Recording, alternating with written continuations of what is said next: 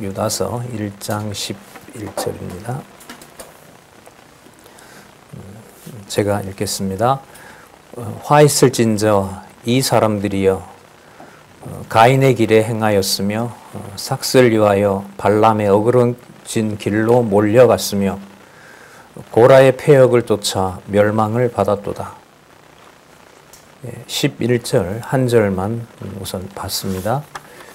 네, 우리 교재는 성경 강론 18권 9547페이지에 보시면 유다서 1장 11절부터 13절까지 지금 읽었던 부분을 포함하고 있는 단락이 나옵니다. 거기에 보면 제목이 요약한 내용입니다. 화가 있을 회방하는 자들의 결국은 심판이겠죠. 자들의 결국과 또 그 속성들을 알려주십니다. 왜 알려주시냐면 우리 준비된 개론을 보시겠습니다. 왜 알려주시냐면 그 목적이 성령께서 부활 승천하신 예수 그리스도께서 교회의 통치자이심을 확증하기 위해서, 그리고 살아계신 하나님의 존재를 확증하기 위해서 회방하는 자의 화를 선언해 주시는 겁니다. 저기서 이제 중요한 것이 바로 하나님 여호와라는 사실입니다. 영존하시는 하나님께서 부활 승천하신 예수 그리스도를 통해 그분으로 말미암아 진리의 말씀으로 회방자의 화를 선언하는 것입니다. 그러면 저 회방자가 누구인지를 또한 알려줍니다.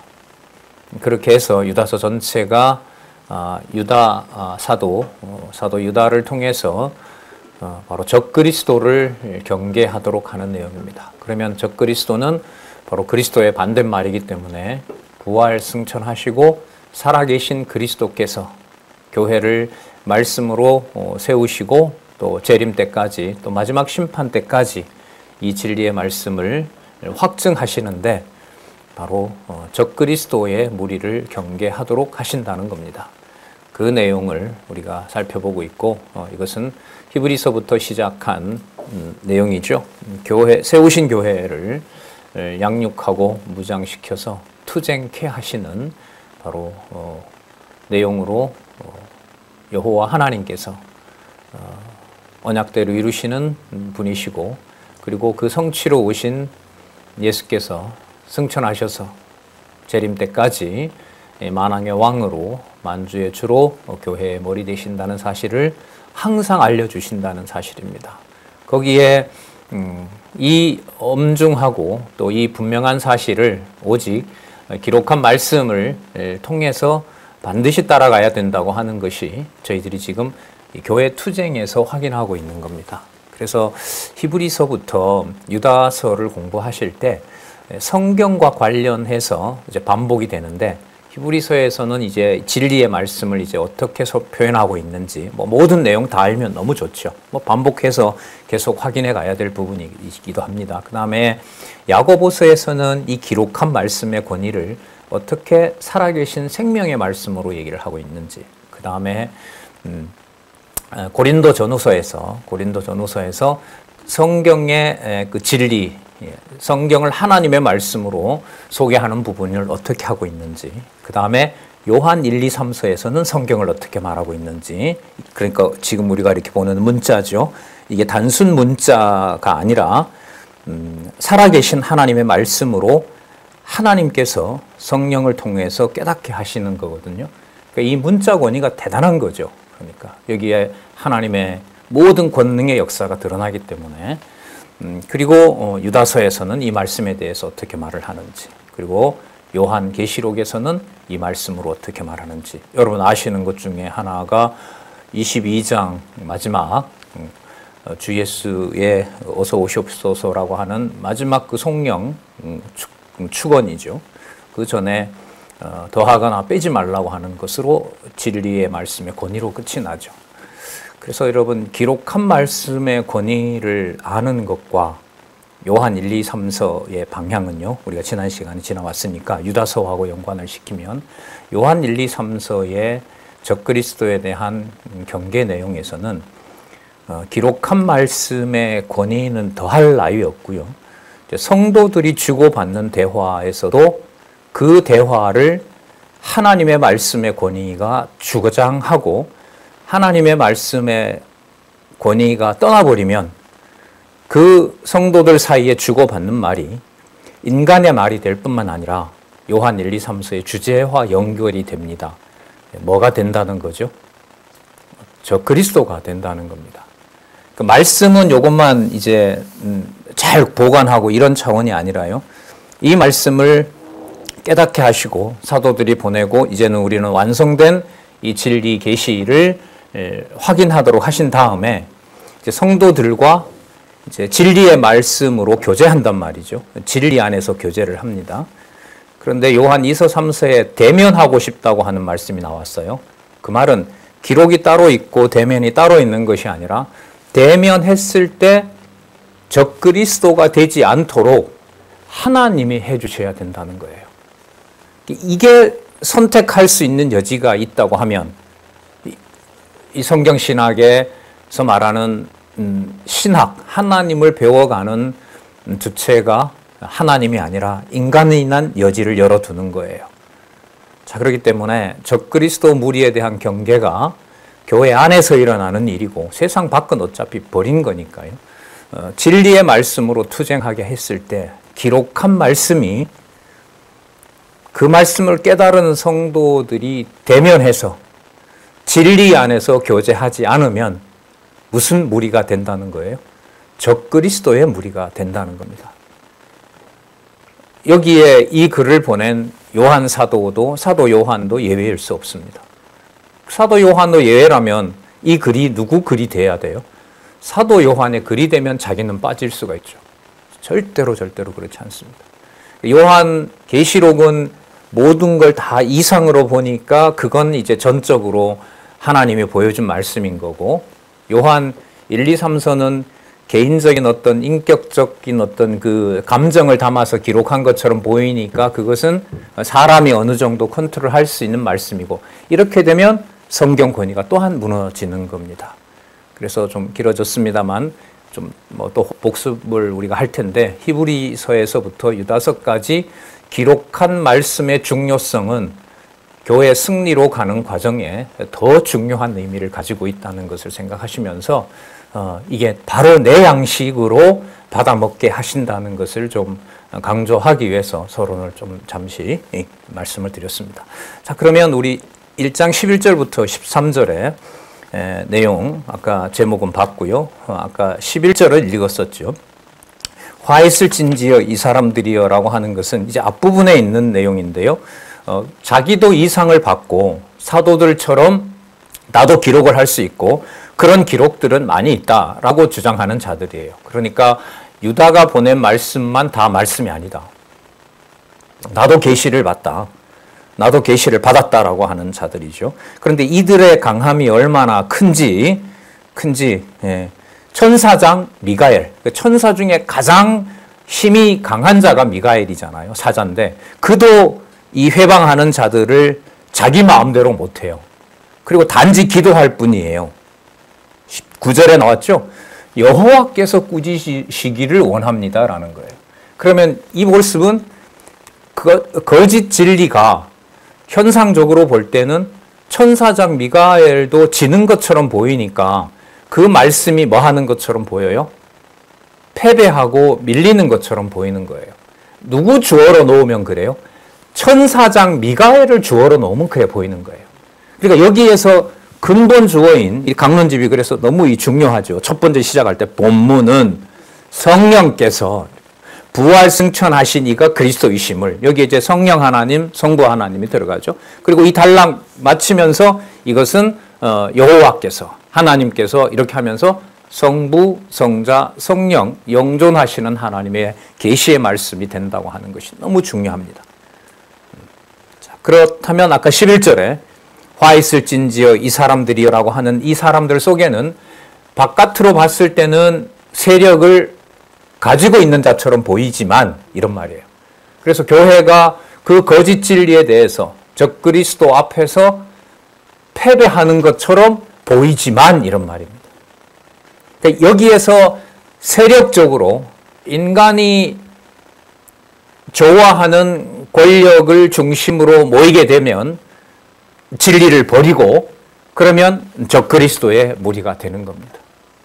세상 권력에 호소하고 또 사람들의 어떤 관계를 통해서 어떤 일을 풀어가려고 기획을 하고 그 가정에서부터 시작을 하니까요. 우리가 출발이 이제 가정에서부터 하기 때문에 그곳에서부터 벌써 적그리스도의 논리는 작동을 하고 있는 겁니다. 거기에서 유다서 말씀, 이 짧은 말씀이지만 여기 담겨 있는 이 진리를 배제하게 되면 적그리스도 얘기는 이제 남의 이야기가 되고 이 말씀은 그냥 유다가 쓴 어떤 글 정도로밖에 되질 않죠. 그러니까 말씀을 대하는 어떤 이 상황과 그 말씀을 깨닫게 하시는 그 상황이 전적으로 하나님의 주권과 은혜 속에 있고 그 말씀이 이제 투쟁의 처음이 히브리서였잖아요. 잘 아시는 히브리서 4장 12절에 나타난 대로 하나님의 말씀은 살았고 운동력 있다. 그리고 영원한 생명의 능력으로 세상을 만드시기도 하시고 세상을 심판하기도 하시는 바로 그 말씀 중에 하나가 유다서라는 거예요. 다른 모든 말씀도 마찬가지입니다. 창세기에서부터 요한계시록까지 전부 그렇다는 겁니다. 그래서 여러분 성경을 대하는 어떤 이 태도부터가 우리 교회 동역자협회, 우리 말씀 운동을 하나님이 해 가신다고 믿고 살아가는 저희들에게는 너무너무 이제 귀중한 하기뿐만 아니라 또 엄격한 그런 순간이 바로 진리의 말씀을 대하는 순간이죠. 자, 볼게요. 이 사람들이요 가인의 길에서 행하였으며 가인의 길이 하나님의 의를 자기 기준으로 받아들이지 않고 의가 드러난 것을, 하나님의 의가 드러난 거잖아요. 아벨을 받았을 때. 그러면 아벨을 죽인다고 하는 것은 누구의 명을 대적하는 거고 죽이는 거죠. 이게 또 누구를 죽이는 것하고 관계돼요? 지체를 죽이는 것하고 관계가 돼요. 요한 2서 3서에 대면하지 않고 오히려 대면한 기회가 들판에서 동생을 죽이는 것이 된단 말이죠. 여기는 지금 창세기부터 민수기까지 내용 전체 내용을 바탕으로 하거든요. 여기서 지금 가인 소개하고요. 그 다음에 고라 소개하고요. 발람 소개하고요. 고라 소개하죠. 발람과 고라는 민수기서 내용입니다. 가인의 길을 행하며 삭슬 위하여, 돈벌이를 위하여 이거죠. 자기의 명예와 부를 축적하기 위해서 발람이라는 왕이 돈 줄 테니까 와라. 명예를 줄 테니까 발락이라는 왕이 명예와 돈을 줄 테니까 오라고 했는데 발람이 결국 넘어가 버립니다. 이 말씀에 의하면 발람의 어그러진 길로 몰려갔으며 그 다음 또 고라는 여러분 패거리입니다. 이거는 여러분 적그리스도와 바로 연결이 되고요. 계시록에 가면 2장 9절이죠. 또 3장 14절인가요? 무슨 회라고 나옵니까? 사단의 회. 회가 교회입니다. 사단에 모인 무리들이라는 거죠. 그 회라는 말이 교회라는 말이거든요. 그러면 짧은 유다서 한 장을 그대로 믿도록 해주시느냐 무시하느냐에 따라서 뭐가 될 수 있고 뭐로 심판받는다? 적그리스도로 또 사단의 회가 된다는 겁니다. 그러니까 두세 사람이 내 이름으로 모이게 하는 것과 두세 사람이 음모를 꾸며서 음모를 꾸미는 사단의 회가 되느냐라는 것은 뭔 차이일까요? 아니면 순간 차이이고 백치 한 장 차이일까요? 네, 백치 한 장 차이입니다. 이 모든 능력을 우리가 수행을 하고 우리가 실천할 수 있도록 성경에 초점을 맞추게 되면 성경이야말로 이거는 이 글을 쓴 사람이 진짜 엄청난 족쇄를 만들고 그리스도가 자유롭게 한 것을 다시 어떤 법을 만드는 일이 되는 겁니다. 그래서 몇 번 말씀드렸지만은 이 니체라고 하는 그 소년이 5살 때 아버지가 돌아가시고 아버지가 루터교 목사였는데 어머니 손에서 신앙교육을 받고 10여 년 동안 고등학교 들어갈 때까지 리틀 미니스터, 꼬마 목사라고 하는 칭호를 받으면서 진짜 아버지의 죽음을 잊을 만큼 이렇게 준비해놓고 갔구나라고 했던 바로 이 이 니체라고 하는 이 소년이 고등학교에 들어가서 이 성경의 허무맹랑한 신화와 같은 바로 이러한 내용들 앞에서 이제 무릎을 꿇게 되는 거죠. 논리도 없고 말도 되지도 않고 인간의 이성을 넘어서 있고, 그리고 교회는 그야말로 예수가 만들어 놓은 자유를 억압하는 곳이 되고, 루터교는 뭐 거의 카톨릭이거든요. 이 너무 율법주의도 강하죠. 그런 문화 속에서 살아서 결국은 성경의 진리는 확인할 수가 없다. 성경의 진리라고 하는 것은 도저히 이건 존재하지 않는다라고 얘기를 하면서 따라서 신도 죽었다라는 명제에 이르게 되는 경우이죠. 이제 그 경우를 이제 저는 남의 경우가 아니라 얼마든지 순식간에 적그리스도로 타락하거나 버려지는 일을, 자, 여기에서 나를 위해서가 아니라 이 말씀이 가지고 있는 권위다라는 쪽으로 안내하는 것이 여러분 성경 신학입니다. 진짜 인간적으로 말하면 피도 눈물도 없죠. 흘린 피의 애석함으로 보면 의인인 아벨이 형한테 맞아 죽은 피가 해소가 되고 설명이 될까요? 그걸 인간의 언어로 어떻게 설명을 하겠습니까? 그러면 그리스도의 정황은요, 더하죠. 그러나 그걸 기록을 해놓고 있단 말이죠. 이 글로 이렇게.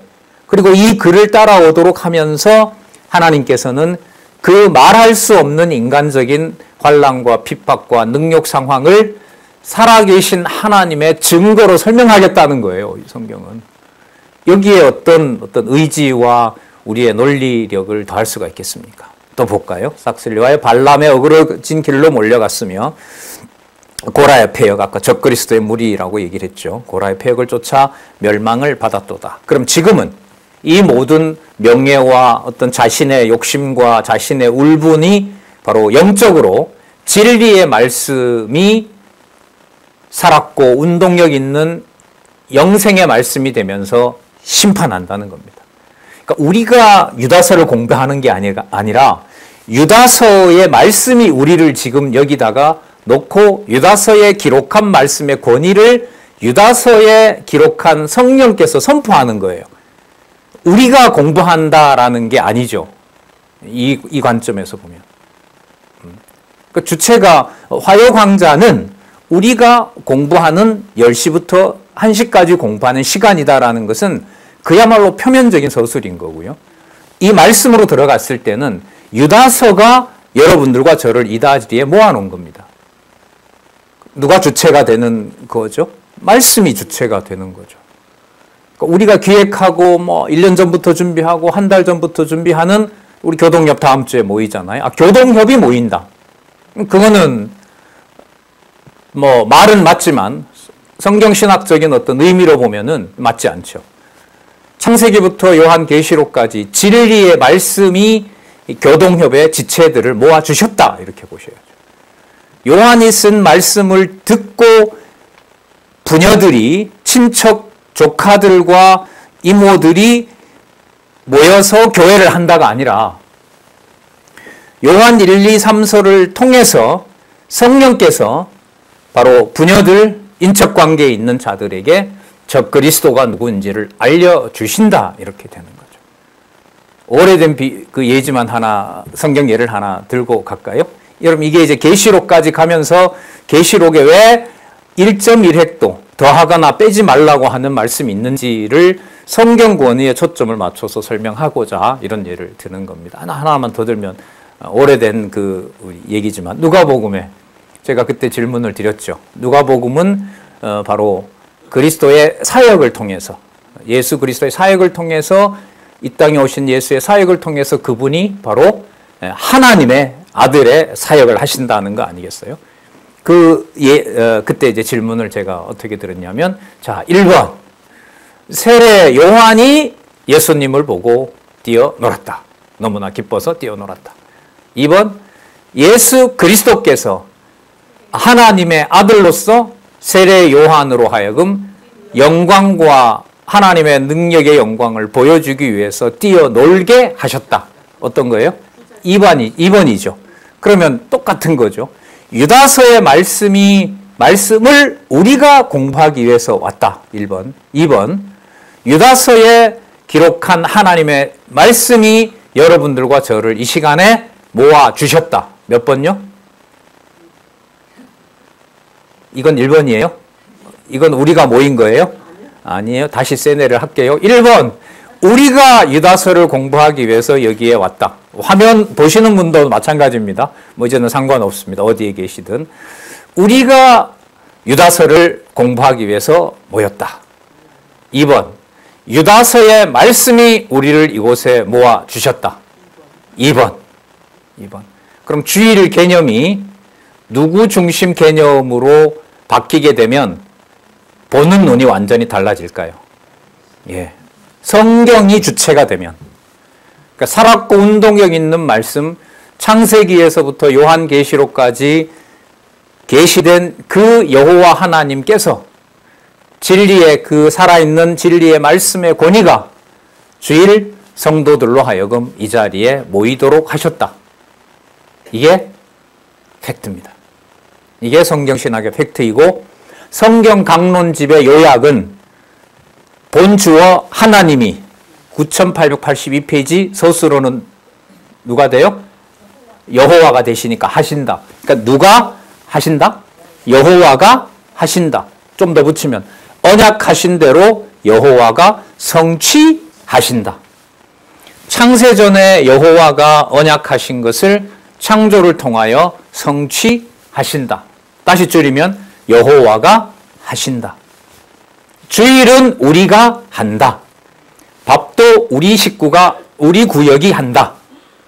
화장실 청소는 여전도회가 한다. 구준일은 어떤 장로님이 한다. 맞죠? 고마운 분이니까. 아니다라고 하면 이게 얼마나 매정해집니까? 아침부터 일찍 나와서 8시 반부터 나와서 청소하고 뭐 어디 탈난 게 없나 돌아보고 그 전날까지 와서 자면서 돌아보고 이렇게 하는 사람에게 똑같이 모든 것을 하나님이 한다고 하는 그 말로 하나님의 살아계신 능력의 영광에 함께 또 공감할 수 있느냐? 그것마저도 누가 해주셔야 돼요? 성령께서 해주셔야 돼요. 하나님이 해주시는 거예요. 여러분 이게 너무 중요한 게 이 토대 위에 사실 마태복음에서부터 요한계시록까지 물론 성경 전체도 해당됩니다만은 이 유다서에서 또 요한 1, 2, 3서에서 교회 투쟁과 관련해서는 바로 살았고 운동력 있는 말씀이 주체가 된다는 것을 다시 한번 기억하고 가자고요. 예. 자, 계속 볼까요? 12절.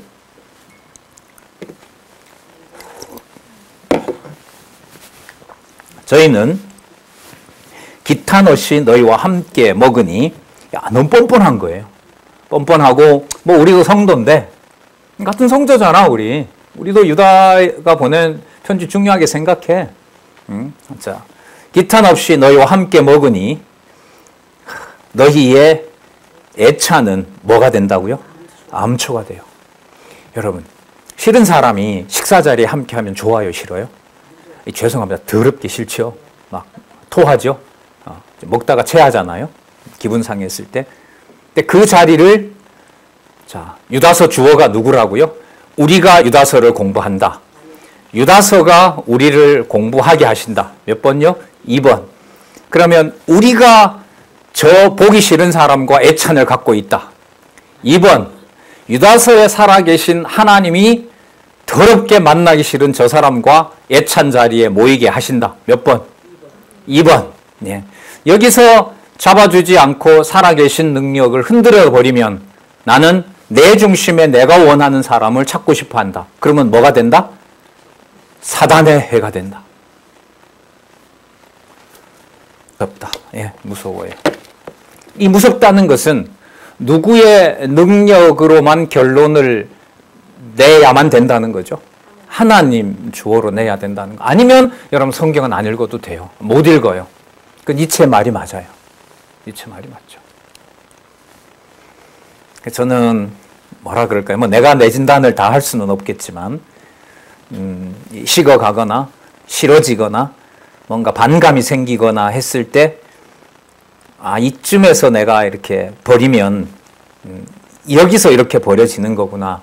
이런 좀 상상이나 또 그런 걸 많이 이제 뭐 그렇죠. 인간적으로 보면 고민은 고민이죠. 자, 그러나 살아계신 말씀의 능력이라고 하는 것을 다시 한번 볼게요. 너희 애찬의 암초요. 볼게요. 자기 몸만 기르는 목자요. 그럼 양을 다 키워놓고 뭐 하려고 키우는 거죠? 잡아먹으려고. 그죠? 양을 키우는 것이 아니라 목자요. 그 다음에 바람에 불려가는 물 없는 구름이요. 굉장히 드센 것 같지만 그거 일순간에 뭐 한다는 거예요. 다 무너진다는 거죠.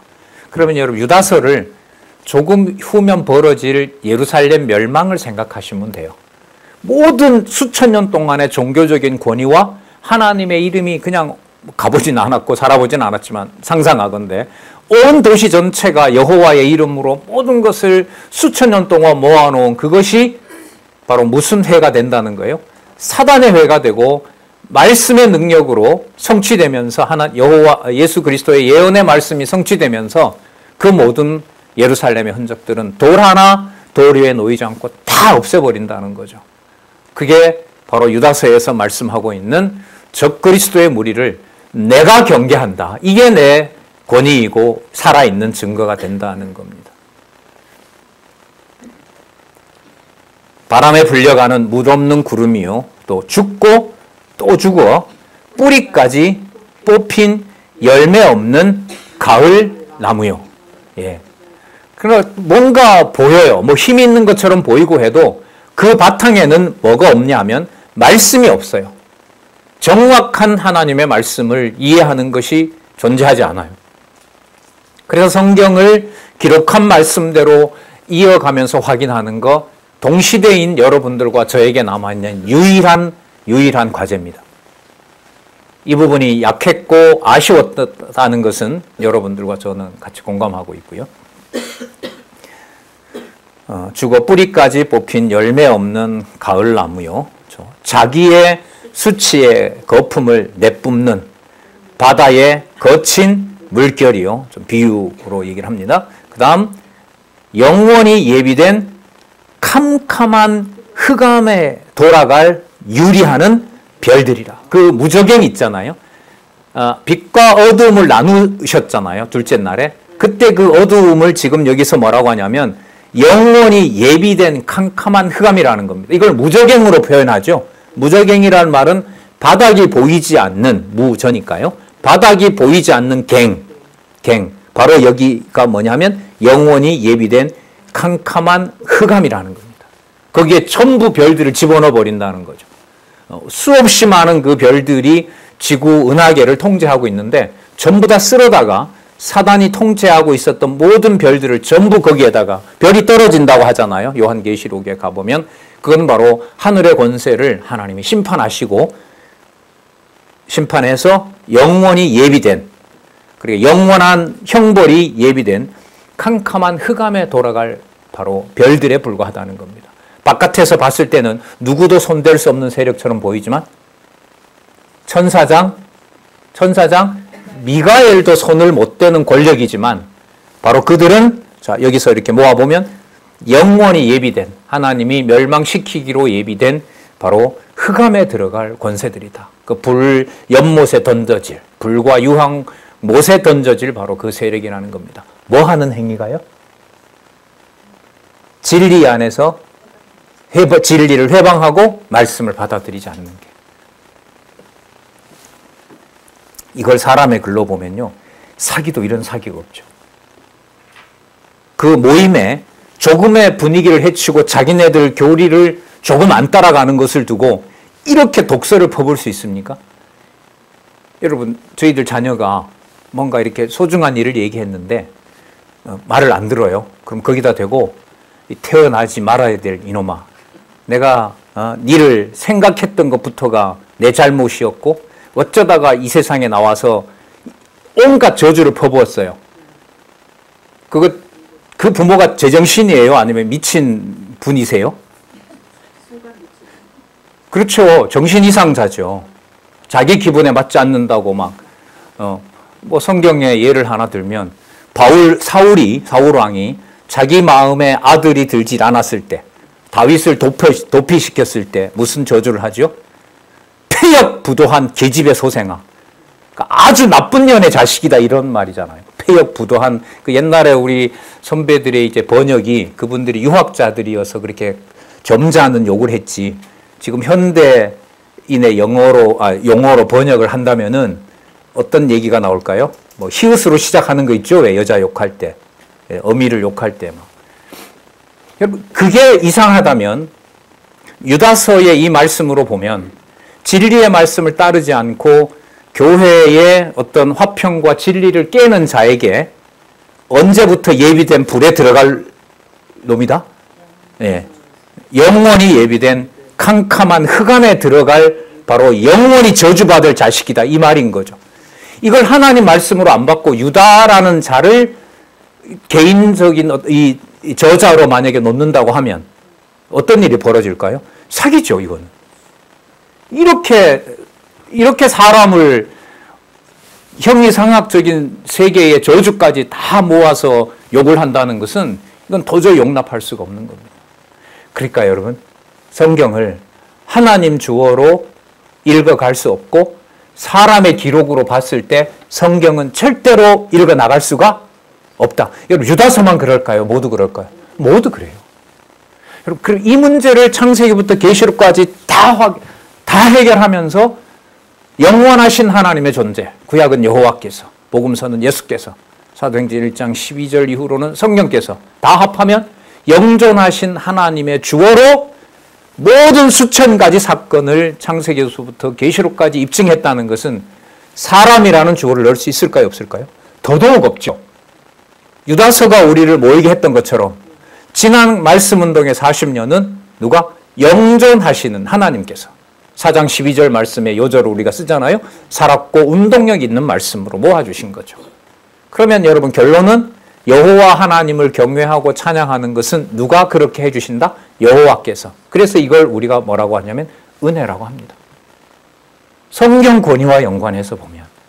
그래서 이제 이런 기도를 한다잖아요. 이제 그렇게 이런 구도가 조금 생기니까 하나님 이렇든 저렇든 오늘 있었던 이런 일들 속에서도 오늘 비록 펴지는 못하더라도 펴면 더 좋고 뭐 사실 스마트폰에 있죠. 2초면 보이잖아요. 한 번 누르고 한 번 누르면 성경이 나오니까요. 그죠? 터치 2번만 하면. 그 말씀이 생명의 말씀으로는 좀 남게 해주십시오. 이렇게 잠들지 말게 해주십시오. 물론 뭐 너무 쳐버리면 자죠. 그냥 골아 떨어지잖아요. 그냥 지쳐서 왜 이렇게 그런 거 있잖아요. 머리 아픈 상태로 이제 가는 거 아니겠습니까? 자, 여러분 유다서의 역사적 배경으로 보면 이 교회 편해요, 안 편해요? 되게 심각한 교회입니다. 여기에다가 이제 그 성경의 내용까지 막 들어와서 성도들이 이제 혼탁되는 거죠. 혼탁한 상황입니다. 뭐가 진리인지 비진리인지도 몰라요. 자, 그러면 여러분 이 유다서의 결론이 지금까지 38분여 동안 말씀드렸던 이 맥락에서 유다서가 끝이 나야 일관성이 있는 거잖아요. 그렇게 안 끝나면 이제 큰일 나는 거예요. 이게 이제 말씀을 전하면서 계속 그 다음에 무슨 내용이 나오는지를 관심을 가질 수밖에 없는 이유이기도 해요. 기가 막히게 끝납니다. 먼저 한번 볼까요? 예. 유다서 1장 25절로 보시기 바랍니다. 전적으로 살아계신 하나님의 관해가시는 것이지 우리의 어떤 이해관계나 천사장도 손댈 수 없다는 것을 확증해주는 말씀이 나옵니다. 우리 한번 같이 읽어볼까요? 1장 25절. 자, 시작. 곧 우리 구주 홀로 하나이신 하나님께 우리 주 예수 그리스도로 말미암아 영광과 위엄과 권력과 권세가 만고 전부터 이제와 세세에 있을지어다. 맞다. 아멘. 그러면 조금 전에 살펴봤던 13절에 영원히 예비된 캄캄한 흑암에 돌아갈 유리하는 버린 별들, 심판할 별들, 조금 전에 읽었던 것하고 연결이 돼야 안 돼요? 바로 되죠. 그게 누가 준비해 놓은 영광과 능력과 권세라는 거죠? 예수 그리스도께서 아버지께 영광을 돌리기 위한. 그러면 이 구조가 여기에만 이래 통할까요? 창세기부터 계시록까지 모든 최소한의 단락이라도 다 이렇게 구성되어 있을까요? 이렇게 되어 있어요. 그래서 제가 그 요한 시편 구조 얘기할 때 시편 1편에서부터 2편까지 세우신 언약시, 그 다음에 3편에서부터 89편을 빼고 90편으로 가면 하나님께 영광 돌리는 걸로 딱 맞으면서 신일성이 확 드러나요. 그러면 3편부터 98편은 뭐냐? 이 유다서 지금 배운 말씀으로 적용을 하면 3편부터 98편에는 하나님께서 준비된 캄캄한 흑암이 뭔지를 드러내는 겁니다. 그래서 대적이 다가오고요. 불택자처럼 택자가 당하고 있고요. 하나님의 이름이 회방을 당합니다. 자, 똑같이 얘기해보고 천사장 미가엘이 손댈 수 없을 만큼 악의 세력이 큽니다. 택자가 버린 자처럼 보여져요. 하나님의 이름이 있는 교회가 여기 보면 나오잖아요. 애찬을 버리는 것 같은데 바로 그게 뭐가 돼요? 암초가 드글드글하고 있는 거죠. 거기에는 자기 몸만 기르는 목자들이 있고요. 하지만 그 내용들은 뽑혀버릴 가을나무와 같은, 열매 없는 바로 그 나무와 같다는 겁니다. 그 세력이 눈으로 보기에는 우리가 대적할 수 있나요? 없습니다. 시편 22편 잘 아시잖아요. 아버지여, 아버지여, 어찌하여 나를 버리셨나이까? 그러니까 아까 천사장 미가엘이 손도 못 댈 정도로 세력이 강해지는 것처럼 아버지가 나를 뭐 한 자로? 버린 자로. 그러니까 택자가 마치 뭐처럼 불택자처럼 버려지는 상황이 시편 3편에서부터 89편입니다. 그럼 어느 구조하고 똑같아요? 그러나 시편 90편에서부터 150편에 가면 오직 여호와만 찬양하라. 호흡 있는 자는 찬양하라. 끝나는 것과 유다서 아까 25절에 있는 대로 오직 홀로 하나이신 하나님께 주 예수 그리스도로 말미암아 영광과 능력과 권세가 충만하다라는 것하고 시편 구조와 같아요, 달라요? 같아요. 다음 이제 그 수업을 계시록 마치고 어떻게 할까요? 좀 이렇게 생각을 하면서 이제 오늘 좀 이렇게 길게 말씀을 드리는데, 그러면 여러분 이런 공부 방식이니까요.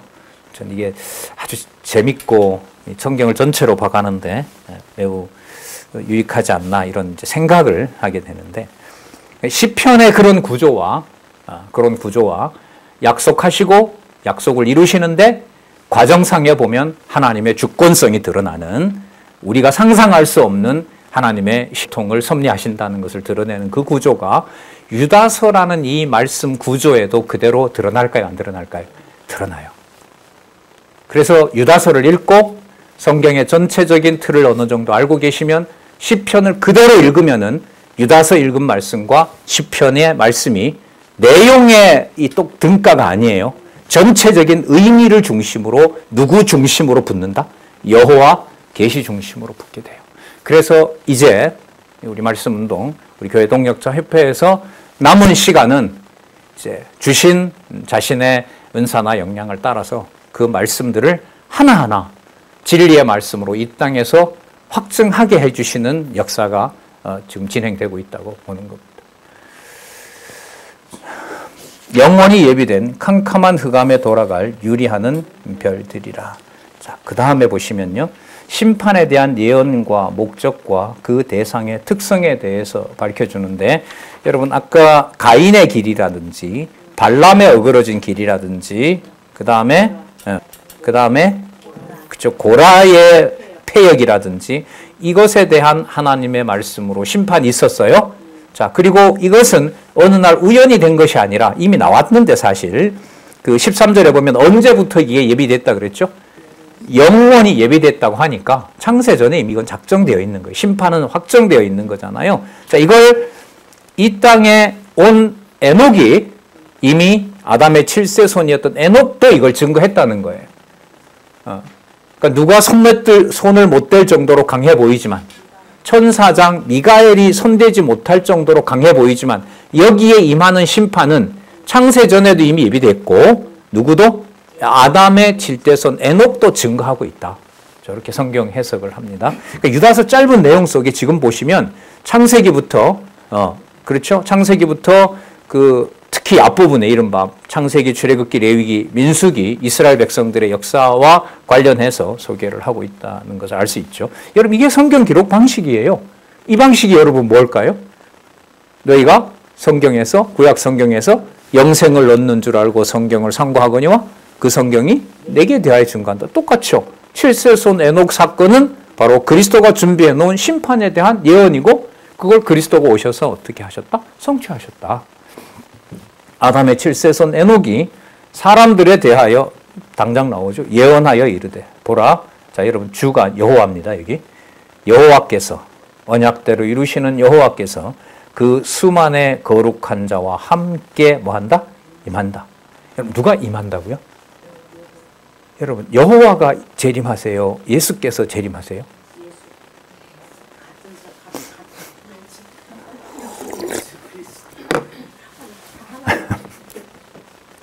요 내용이 지난주 그 주일날 대학반에서 말씀드렸던 데살로니가서에 가보면 데살로니가 전서 끝부분에 가면 요 내용이 나옵니다.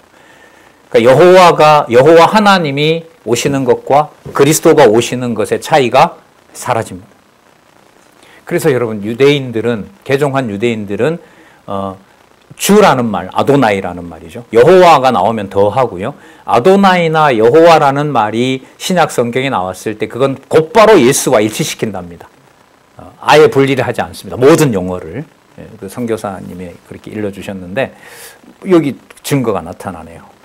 여호와께서 그 수만의 거룩한 자와 함께 임하셨나니 이는 무사람을 뭐하사 심판하사 모든 경건치 않는 자의 경건치 않게 행한 모든 경건치 않는 일, 그냥 경건치 않고 그러니까 저주에 저주를 부으신다는 거죠. 시종 하나도 남기지 않는다는 거예요. 경건치 않는 자뿐만 아니라 경건치 않는 일 자체도 다 멸하신다는 겁니다. 심판하신다는 겁니다. 또 경건치 않는 죄인이 죽게 거스려 한 모한 말을 인하여 저희를 뭐 하신다? 정죄하려 하심이니라. 그 증거가 뭐냐 하면 사도 유다가 전한 말씀 이 짧은 내용을 받아들이느냐 받아들이지 않느냐가 결정합니다. 그러면 그것은 사람이 기록한 정보를 단지 긍정하느냐 부정하느냐의 문제가 아니라 살아계신 하나님이 창세전부터 내 자녀를 보호하고 내 자녀가 아닌 악은 심판한다라고 하는 증거가 진리의 말씀을 그대로 듣게 하느냐 듣지 못하게 하느냐에 따라서 결정된다는 겁니다. 너무너무 놀라운 상황이고 엄격한 상황이고 우리가 염려하지 않아도 하나님의 심판은 임하고 있다는 말씀을 여기서 우리가 확인할 수 있습니다. 16절 이 사람들은 잘 보시기 바랍니다. 현실로 돌아옵니다. 여러분 조금 전에는 어디서 왔냐 하면 심판은 언제 준비되어 있었다? 영원히 예비되어 있다. 영원한 심판을 예비해놨다. 자, 이제 현실로 데려왔어요. 그럼 현실이 어떤 모습으로 드러나나 보세요. 자, 볼게요. 뭐 하는 자? 원망하는 자. 원망한 사람에게 할까요? 결국 여호와를 원망하고 창조주를 원망하는 걸로 갈까요? 하나님을 사랑한 것 같이 형제를 사랑하는 게 분리가 될까요? 안 될까요? 그러면 형제를 미워하는 것과 하나님을 미워하는 것이 구분될까요? 안 됩니다. 그래서 이게 다른 어떤 사람이 아니라 지체라고 여기는 가족에서부터 출발합니다. 지체라고 여기고 하나님의 자녀라고 여기는 그 사람에 대해서 내가 저지르는 어떤 이제 실수나 범행이 진리의 말씀의 이 흐름을 따라가면 진짜 괴롭습니다. 너무너무 괴로워요. 근데 이 괴로움을 떨치려면 기록한 말씀 따라가지 않으면 돼요. 하나님이 다 하시고 살아계시고 라고 하는 그 큰 틀만 얘기를 하고 말씀 하나하나를 읽지 않으면 이런 괴로움은 더해지지 않아요. 그러나 이 말씀을 따라가게 되면 이게 유다가 만든 말이 아니라 살아계신 하나님의 말씀이라고 놓고 본다면은 원망 우리 일상사잖아요. 그렇죠? 네. 원망은 나의 부족함과 무능력을 얘기하는 것이 아니라 자신의 사악함과 부정함과 무능함을 누구에게 돌리는 거죠? 타인에게 돌리는 거거든요. 타인에게. 원망하며, 자, 그 다음 또 나오네요. 뭐하고? 불만을 토로하고. 이 성도 대적이죠. 그 다음에 자기 정욕대로 행하는 거죠. 야고보서에서 우리 지나왔죠. 욕심이 잉태한즉 죄를 낳고 죄가 장성한즉 사망을 낳느니라. 예비된 사망인 겁니다. 그 정욕대로 행하는 자라. 자, 구체적으로 그 입으로 자랑하는 말을 내며 이가 이익입니다. 그러니까 누구 이익? 자기 이익. 아까 그게 정욕이라 그랬죠? 자기 정욕을 위하여 뭐 한다? 아첨해요. 누구 사람 만들려고? 자기 사람 만들려고. 이런 회를 요한계시록은 사단의 회. 지금 이걸 우리는 적그리스도의 무리. 그래서 여러분, 동생은 몰라도 형은 내 마음 이해해 줘야 돼. 그렇지 않니? 큰아들아. 뭘 하고 있는 거라고요? 무슨 회? 너무 강요하고 있습니까? 괴로워 죽겠습니다, 저도. 그리고 말씀을 듣게 하시는 것은 은혜 이상 이하도 없습니다. 보호해 주셔야 됩니다.